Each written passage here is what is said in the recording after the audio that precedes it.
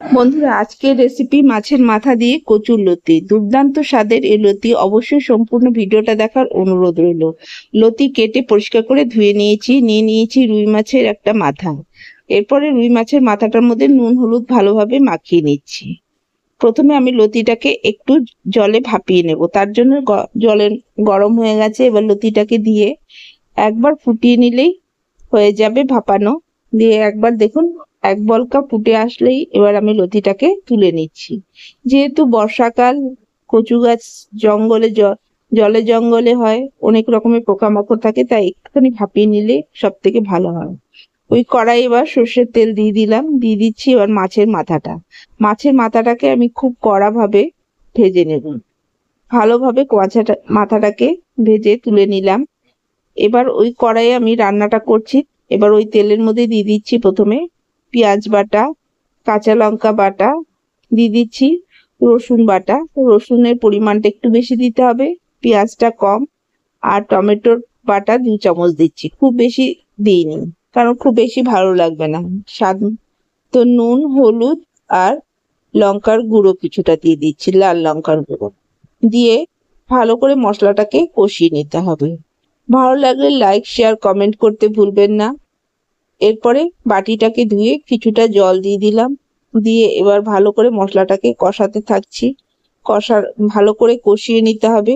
দুর্দান্ত এর টেস্ট, অবশ্যই ট্রাই করবেন।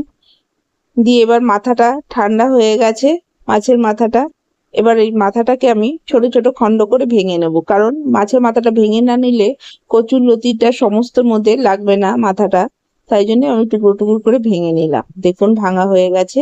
এবার আমার মশলাটা দেখি কত দূর হয়ে এসছে। দেখুন মশলাটা প্রায় অনেকটাই কষানো হয়ে গেছে। 80% কষে যাওয়ার পরে এবার আমি দিয়ে দিচ্ছি মাছের মাথাটা।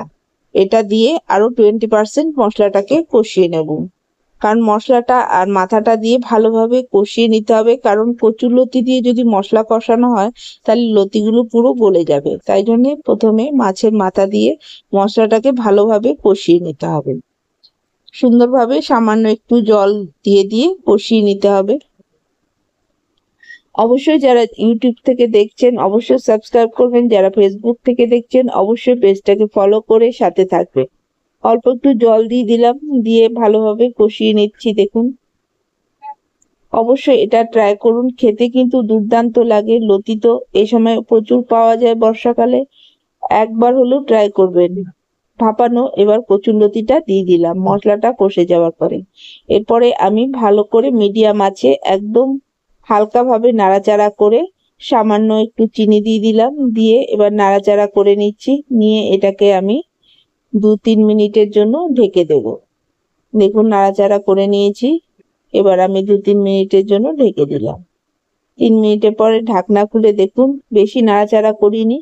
এই দেখুন একদম রেডি হয়ে গেছে। নামিয়ে এবার গরম গরম ভাতের প্রত্যেককে পরিবেশন করে দেব।